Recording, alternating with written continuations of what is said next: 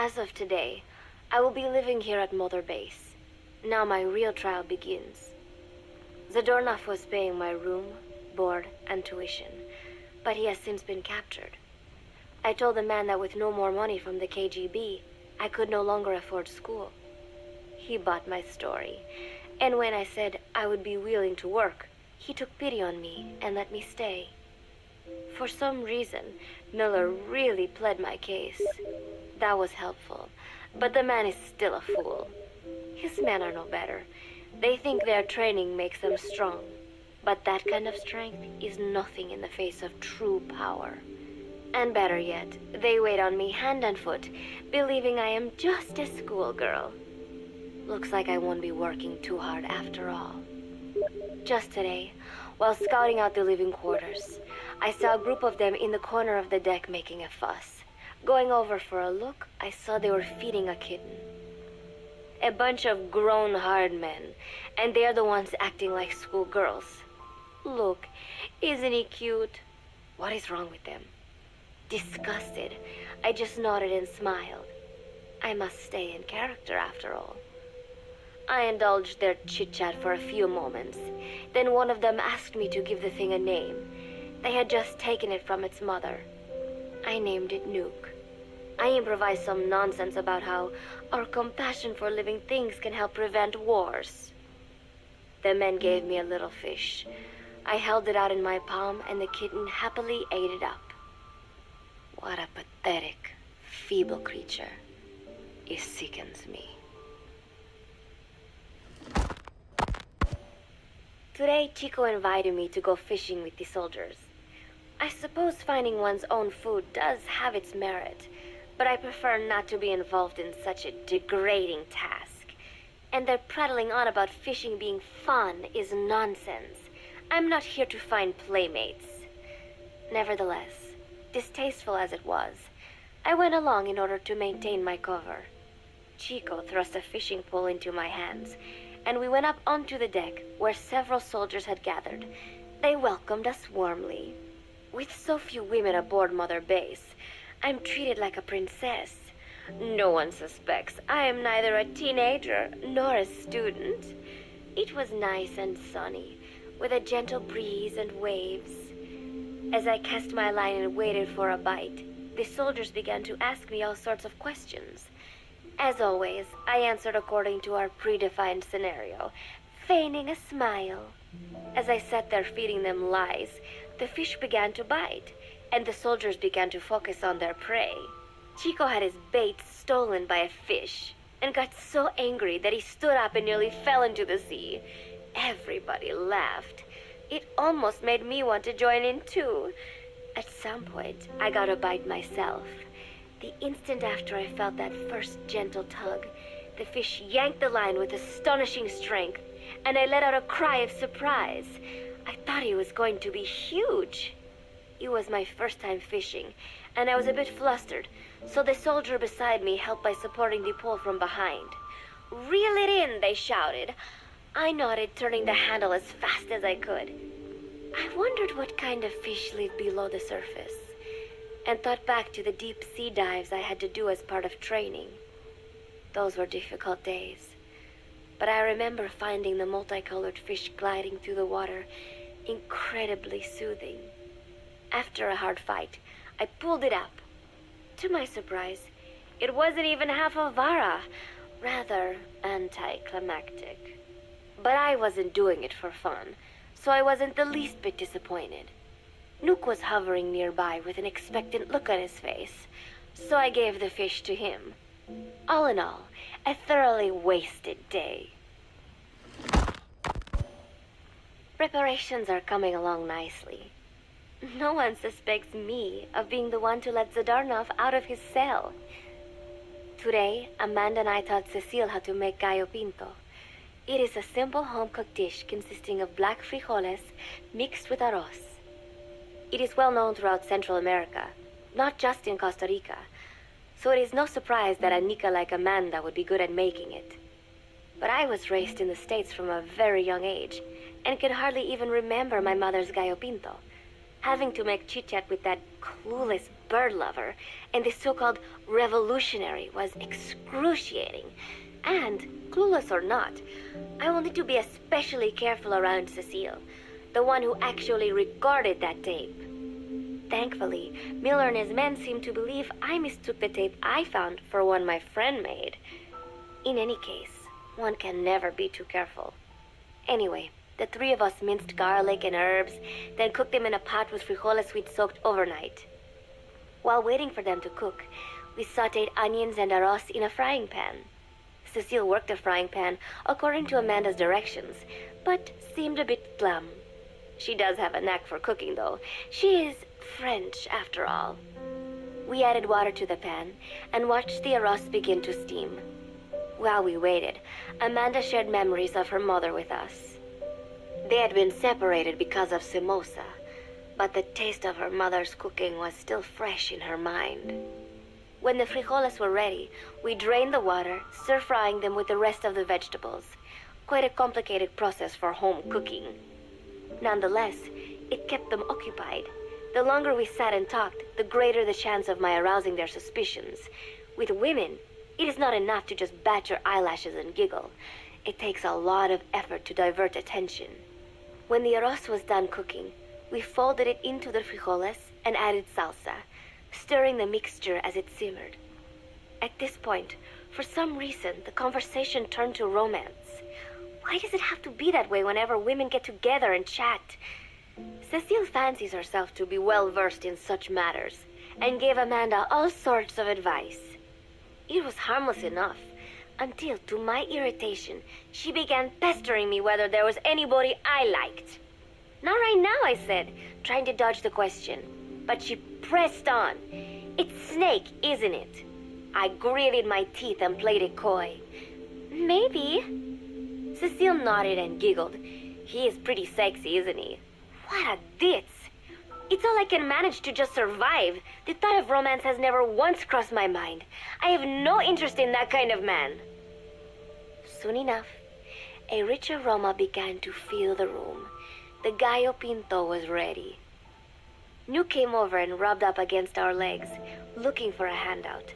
Unfortunately, it was not the kind of food a cat would like. We let a few of the soldiers have a bite, and then headed off to the mess hall. The home-cooked flavor we'd achieved was a big hit with the men of MSF. Not that we are trying to impress them or anything. Even I could manage a dish like that. Snake enjoyed it too. Let me make this absolutely clear. I have no interest in that man.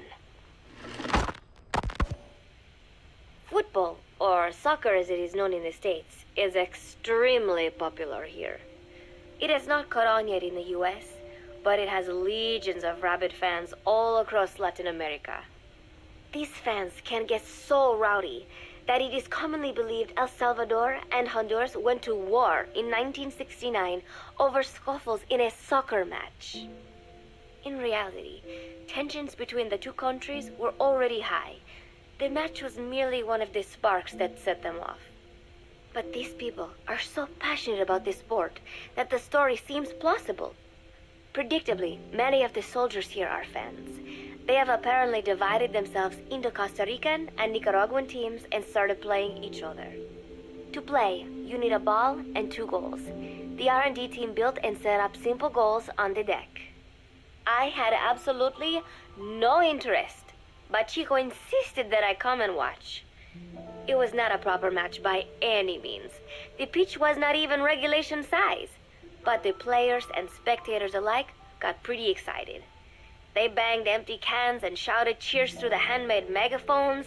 It almost felt like carnival. Huey, the referee, blew a whistle to start the match. The soldiers' training has left them in excellent physical shape, but they lacked the honed skills of professionals and their play was quite rough. Midway through, one of the men collided with another. They started shouting at one another, but Huey stepped in.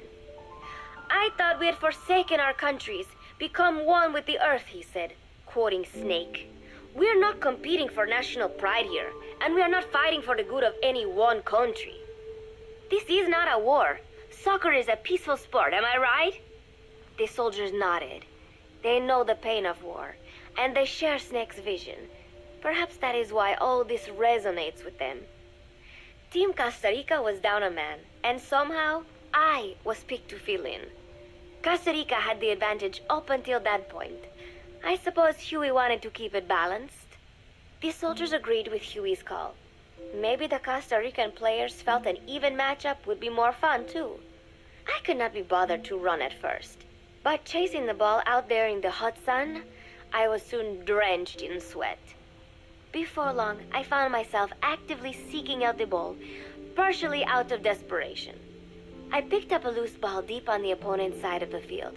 Even though he's Nicaraguan, Chico cheered me on, yelling, "Go for it, shoot!"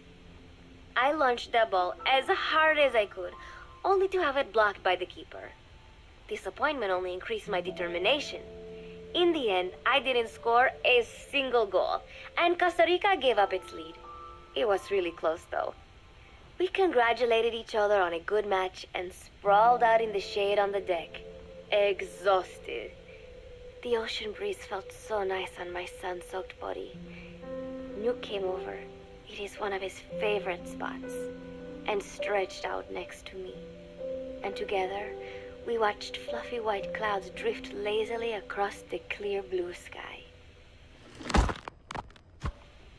It was lovely out today, so I decided to sun myself in a lounge chair up on the deck when Strangelove came up to me. Despite the heat, she was in her usual long sleeves and pants. I waved at her. She looked away and mumbled, "Hello there. Fancy meeting you here." I asked if she needed anything, feeling her eyes creeping up and down my body like she was savoring it. Finally, she swallowed and said, "You have such beautiful skin." Bewildered, I shook my head and said, "No, not at all. I had heard rumors that she was a lesbian, but she couldn't be after me, could she?" She continued to stare and said, "No, it is beautiful, but you must not let yourself get so tanned." And then she took my hand in hers. "What is wrong with a little sun?" I asked, trying to cut the conversation short. But she shook her head violently. "No, you mustn't. A young lady should take better care of her skin." She was acting strangely now, as if aroused. She lectured me on the perils of tanning, how it ages skin, causing wrinkles and spots, and in the worst cases, even skin cancer. I knew already that tanning could cause spots, but I thought only pale-skinned Anglo-Saxons had to deal with that. Having a scientist tell me it causes aging, though, that spooked me a little. If I am to keep playing the teenager, I will have to start paying more attention to my skin. Sensing my anxiety, she took a small tube from her pocket. She said it was the sunscreen she always used. She told me to keep it. I didn't know what to say. I was more than happy to take it, but exactly what were her intentions? Was she merely being nice? Or is she really into me? Either way, there was no reason to refuse, I suppose. I have undergone training. An out-of-shape woman does not pose any real threat to me. Having power means not being afraid. It is the same on a global scale. A country with nukes can dictate terms to a country without them. I thanked her and took the tube. Then she offered to put some on for me. She squirted some lotion onto her fingers and began rolling it into my chest. It happened so suddenly, and I was so taken aback that I did not even think to protest. She caressed my stomach with her long white fingers, then slid them upwards between my bikini-clad breasts. "What? Wait," I sputtered as her moist eyes met mine. She was beautiful. Somehow, I found myself captivated by this woman more than 10 years my elder. "Hold still," she whispered in my ear. I nodded silently, unable to refuse. My body went limp, motionless, as if in a trance. Gently, carefully. She rubbed the lotion all over my entire body.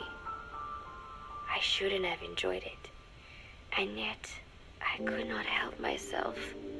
For a moment, I was spellbound. That woman is dangerous. I had better watch myself. Protecting one's health is an important part of any agent's job. But despite my best efforts, I have caught a cold. Now that I think about it, Mother Base's numbers are on the rise, with soldiers coming from all different places and backgrounds. It is no wonder then that sooner or later someone would bring in a virus. That said, what I have got is just a common cold. The medical team said I'd need a few days rest, so I've been restricted to my room and put on bed rest. I thought I'd gotten used to not having anyone around to relate to, but at times like these, being alone is just miserable. All I could do is lay there and stroke Nook's back, trying to take my mind off how bad I felt. Nook just sat there, not making a sound. But I did have visitors. Amanda and Chico, Huey, Cecile, Miller, and a few of the soldiers I've become relatively close to. Amanda made me a soup with herbs she said were good for a cold. Miller told me to take it easy. I will sing you a lullaby, he said, then broke out a guitar and sang some incomprehensible song in Japanese. I did not need to understand the lyrics to know he is an awful singer. Then he said, "You know what is good for a cold? Suppositories. Here, I'll show you." He began to take off his pants, so I threw my tissue box at him to make him go away. Then Strangelove showed up, saying she had some miracle Indian cure. "It has got eucalyptus extract," she said. "It works best if you rub it into your chest." And then she tried to take off my nightshirt. I whacked her with my pillow, and I got rid of her. Chico brought me a little flower in a cup. It had been growing in a little bit of earth that probably found its way on board stuck to something else. "I found this on the deck. Here, you can have it." He tried to act nonchalant, but I am pretty sure he's got a crush on me. None of them understand. If they thought these little visits would cheer me up, they were wrong. Tonight, Snake himself came to my room. Like the rest, he believes I am just a schoolgirl and treats me as such. "Why did you abandon your country?" I asked him. "Why create the MSF?" Of course, I knew the answers already, but I wanted to hear it from him. As I had imagined, he was not exactly forthcoming. All he would say is that his country abandoned him because all he could do was fight, and that is why he needed the MSF, because that is all he is any good for. Then he said, "Fighting is the only thing I understand, but that does not mean I have got a grudge against those who believe in peace.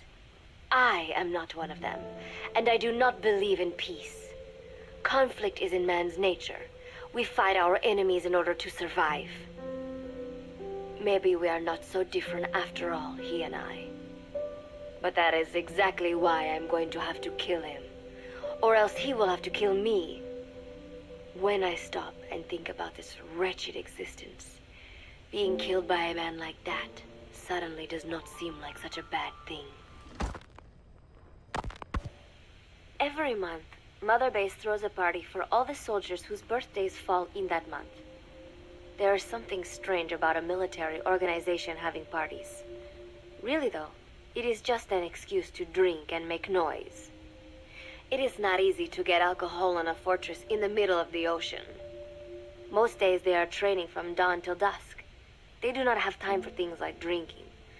That is why Snake and Miller came up with the idea, to give everyone a chance to let loose. Obviously, a bunch of boors like that are not going to bother with blowing out candles on a cake. Rather, they sit there in a cloud of cigarette smoke, drink beer, eat meat, tell tasteless jokes, and swap crude insults about one another's hometowns. But it hardly ever breaks out into something serious. They talk up a storm, but they're just having fun. It is funny. You have got members of FSLN rubbing shoulders with the UCLAs, People who once would have considered the other mortal enemies.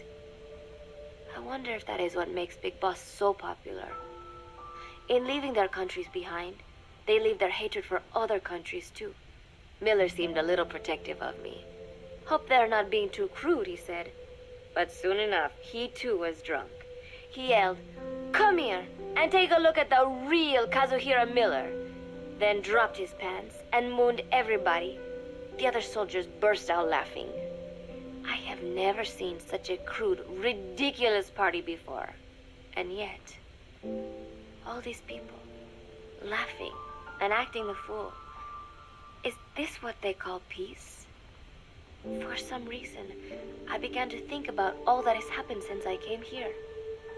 Fishing with Chico, cooking with Amanda and Cecile, playing soccer, having visitors when I caught a cold. When I stop and think about it, my time here has been the most peaceful of my life. But that is about to end. I cannot imagine he will be willing to negotiate. It seems I am to fight the legendary Big Boss. I do not know if I'll be able to beat him. But if I have to choose between death and defying Cypher, I will gladly choose death. The thought of dying does not scare me. But if I disobey my orders, the fear and despair awaiting me will be far worse than anything I can imagine. It was Cypher who took me in as an orphan, gave me food and a place to live.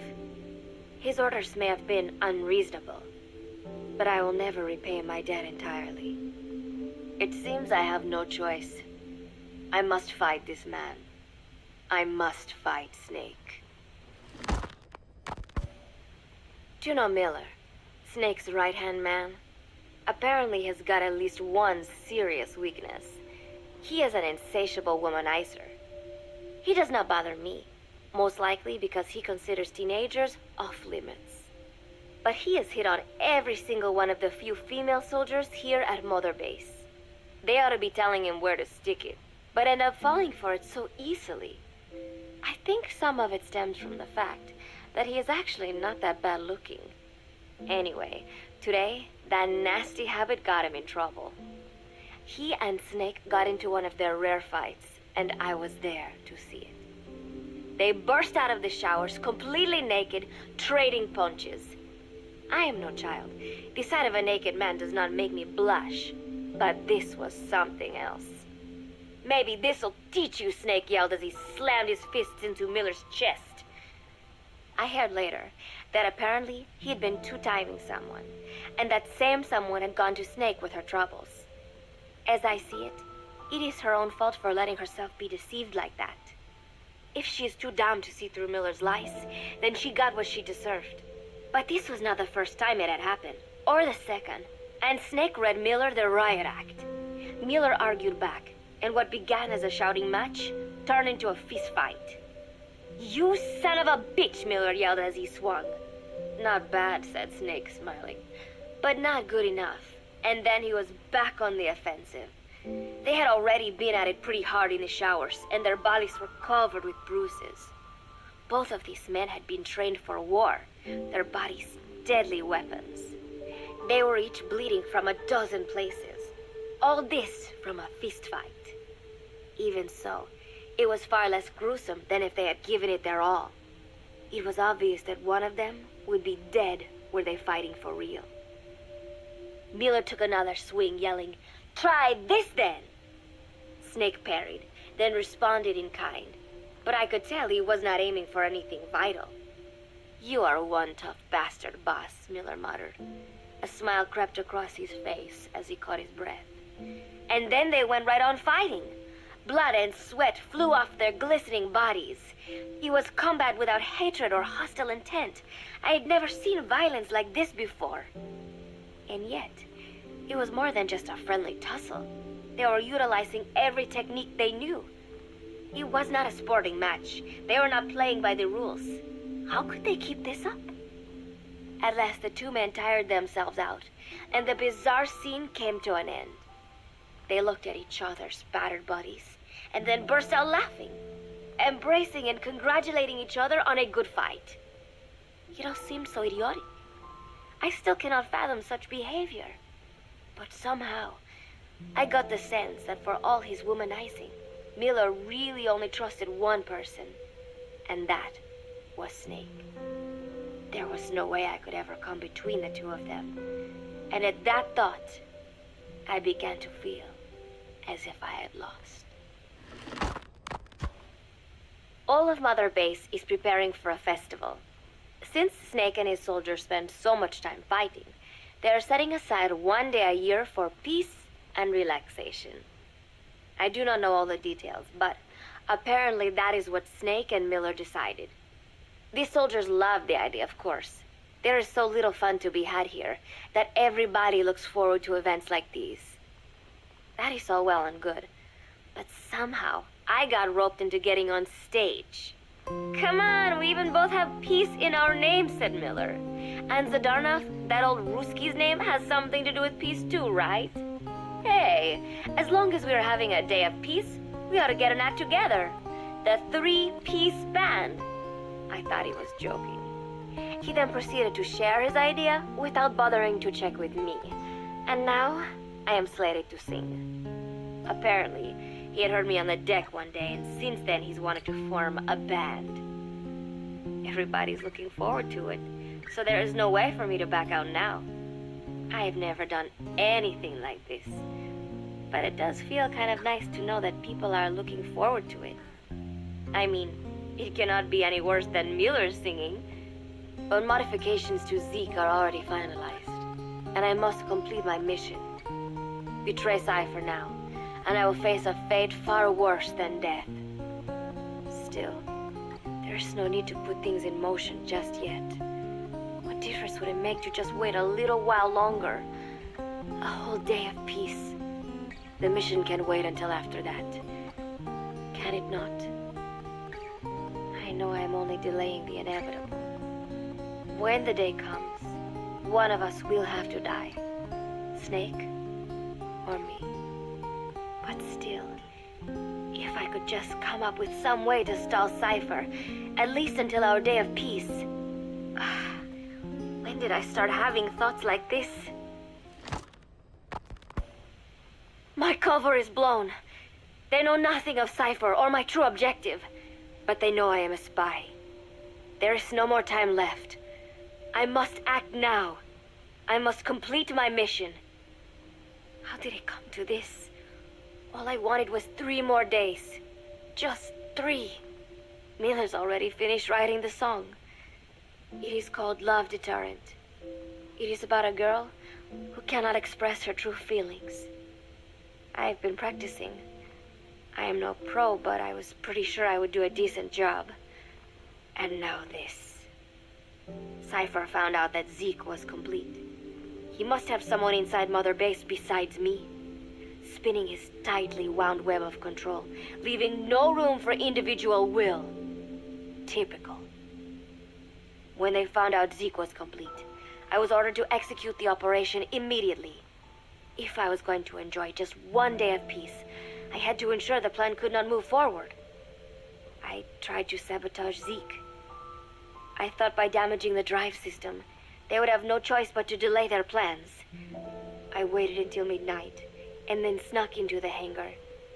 There would be trouble if it looked like sabotage. I selected one of the drive system's load-bearing parts and carefully worked to warp its shape. The leg's drive system requires a high degree of precision to operate. Even the smallest deviation would have done it. Then, Chico walked in. Maybe it was one of those nights where he could not sleep. In any case, he saw me, panicked, and took off running. It would have been easy to kill him, but I could not. I know he likes me. It is not as if I would ever have an interest in a child like him, but I could not pull the trigger. Not at him, not in the back. Will he tell them? Or is there a chance he will keep it a secret? Protect me? No. He knows now. Knows I am not who he thought I was.